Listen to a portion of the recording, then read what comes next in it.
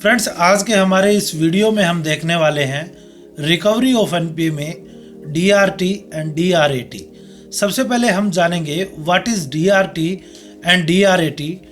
DRT friends bank का एक तरह का कोर्ट होता है जहां ऐसे बोरोवर के केस को प्रेजेंट किया जाता है जो बैंक के लोन में रिकवरी नहीं दे रहे। डीआरटी से पहले बैंक्स को रिकवरी के लिए केस को नॉर्मल कोर्ट में दायर करना पड़ता था। नॉर्मल कोर्ट में ऐसे केसेस के रिजोल्व होने में सालों लग जाते थे। इसी समस्या को ध्यान में रखते हुए 1981 में श्री टी तिवारी कमेटी ने सजेस्ट किया कि कोई ऐसा ट्रिब्यूनल बनाया जाए जो कि सिर्फ बैंक्स एंड फाइनेंशियल इंस्टीट्यूशन के डेब्ट की रिकवरी के लिए काम करे, जिसे कि नरसिम्हन कमेटी ने सपोर्ट किया। इसी रिकमेंडेशन को ध्यान में रखते हुए 1993 में एक एक्ट पास किया गया, रिकवरी ऑफ डेब्ट due to banks and financial institution act, जिसके तहत डेब्ट रिकवरी ट्रिब्यूनल बनाया गया। जब बोरोवर या बैंक डीआरटी के डिसीजन से सेटिस्फाई नहीं हो तो वो डेब्ट रिकवरी अपीलिएट ट्रिब्यूनल में अपील करेंगे। डीआरटी को इस्टेब्लिश करने का उद्देश्य यही था कि जब बैंक द्वारा किसी लोन की रिकवरी के लिए केस लगाया जाए तो उसका निपटारा जल्दी हो जाए, यानी कि रिकवरी को फास्ट करने के लिए डीआरटी को लाया गया। डीआरटी होल इंडिया में एप्लीकेबल होता है। अब हम डीआरटी के बारे में पॉइंट वाइज देखते हैं। फर्स्ट पॉइंट है DRT are established under recovery of डेब्ट due to bank and financial institution act 1993। DRT को रिकवरी ऑफ डेब्ट due to banks and financial institution act के तहत इस्टेब्लिश किया गया था। Next and point number 2, minimum claim 20 lakh, maximum no limit. DRT में case लगाने के लिए कम से कम लोन 20 लाख रुपए का होना चाहिए और मैक्सिमम की कोई लिमिट नहीं है। Next and point number 3, matter covered under DRT can not be entertained by civil court. जिस मैटर को डीआरटी के अंडर लगाया गया है उसे फिर किसी भी सिविल कोर्ट में एंटरटेन नहीं किया जाएगा। Next and point number 4, The claim may be secured or unsecured including overdraft account। DRT में secured, unsecured and overdraft account के लिए भी केस फाइल किया जा सकता है। Next and point number 5, DRT established by central government. DRT को भारत सरकार द्वारा established किया गया है। Next and point number 6, head of DRT called presiding officer. DRT के हेड को प्रिजाइडिंग ऑफिसर कहा जाएगा। Point number 7, presiding officer is appointed by central government. Presiding officer को सेंट्रल गवर्नमेंट द्वारा अपॉइंट किया जाता है। Point number 8, qualification of presiding officer should be equal to district जज। प्रिजाइडिंग ऑफिसर की क्वालिफिकेशन डिस्ट्रिक्ट जज के इक्वल होगी। Point number 9, period of appointment for 4 year, maximum age of retirement 65 years. Presiding officer को 4 साल के लिए अपॉइंट किया जाएगा, साथ ही मैक्सिमम एज 65 साल हो सकती है, यानी कि पीओ का टेन्योर 4 साल का होगा और एज ऑफ रिटायरमेंट 65 साल होगी।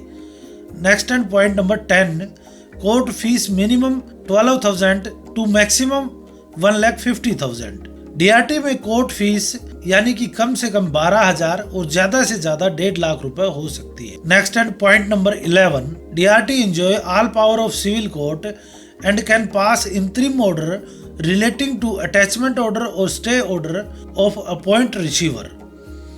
डीआरटी के पास सिविल कोर्ट की तरह सारी पावर्स होती हैं, जैसे कि रिसीवर अपॉइंट करना, इंटरिम ऑर्डर पास किया जाना, attachment order, stay order pass किया जा सकता है। Next and point number 12, if a bank has filed recovery application, other bank can join application if borrower is same। DRT के पास जब किसी बैंक द्वारा रिकवरी एप्लीकेशन लगाई गई है तो दूसरा बैंक भी उसे ज्वाइन कर सकता है यदि बोरोवर सेम है तो। एक एग्जांपल से देखते हैं। माना कि मिस्टर ए ने 2 बैंक से लोन लिया था, एसबीआई एंड पीएनबी। दोनों में ही उसका अकाउंट डिफॉल्ट है।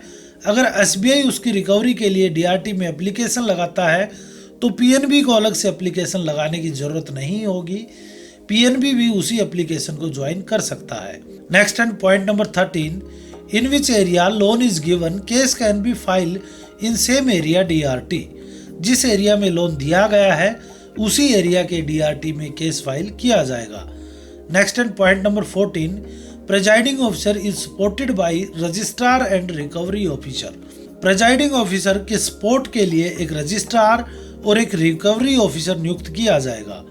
Next and point number 15, role of recovery officer to execute the decree pass by DRT. Recovery officer का कार्य डीआरटी द्वारा पास की गई डिक्री को एग्जीक्यूट करना है। Next and point number 16, recovery officer can sell property of the borrower whatever it is charge और not charge to bank.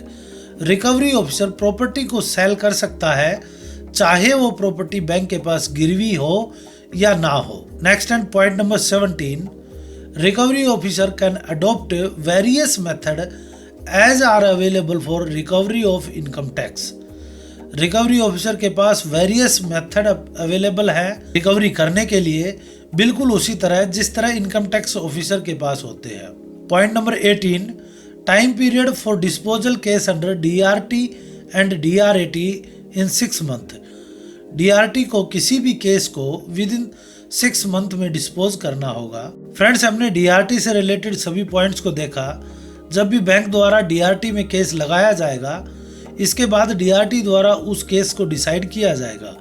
अब बैंक एंड बोरोवर दोनों के पास राइट रहेगा कि यदि वो डीआरटी के डिसीजन से एग्री नहीं है तो वो डीआरएटी यानी कि डेब्ट रिकवरी अपीलिएट ट्रिब्यूनल के पास विद इन 30 डेज अपील कर सकते हैं। बोरोवर को डीआरएटी में अपील करने के लिए डीआरटी के डिसीजन की अमाउंट का कुछ % डिपॉजिट करना होगा, लेकिन यदि बैंक द्वारा अपील की जाएगी तो ऐसा कोई डिपॉजिट नहीं किया जाएगा। नेक्स्ट हम डीआरएटी के बारे में देखते हैं। Point number 1, DRAT established by central government. DRAT को सेंट्रल गवर्नमेंट द्वारा इस्टेब्लिश किया गया है। Point number 2, head of DRAT is appointed by central government. DRAT के हेड को भी सेंट्रल गवर्नमेंट द्वारा ही नियुक्त किया जाएगा।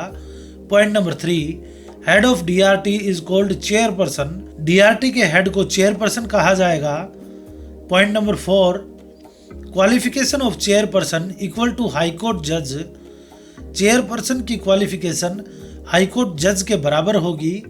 Point number 5, period of appointment 4 year, maximum age of retirement 70 year.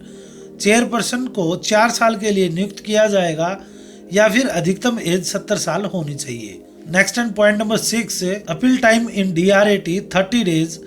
DRT के डिसीजन से अनसेटिस्फाई होने पर डिसीजन डेट से नेक्स्ट 30 डेज में डीआरएटी में अपील किया जा सकता है। Next and point number 7, appeal can be made by bank and borrower. DRAT में अपील बैंक एंड बोरोवर दोनों ही कर सकते हैं। Point number 8, if appeal by borrower he has deposit 50% of judgement amount which can be decrease 25% by DRAT. अगर appeal borrower द्वारा की जाएगी तो बोरोवर को जजमेंट का 50% डिपॉजिट करना होगा। डीआरएटी चाहे तो इसे 25% तक कर सकता है। Point number 9, court fees 12,000 to 30,000।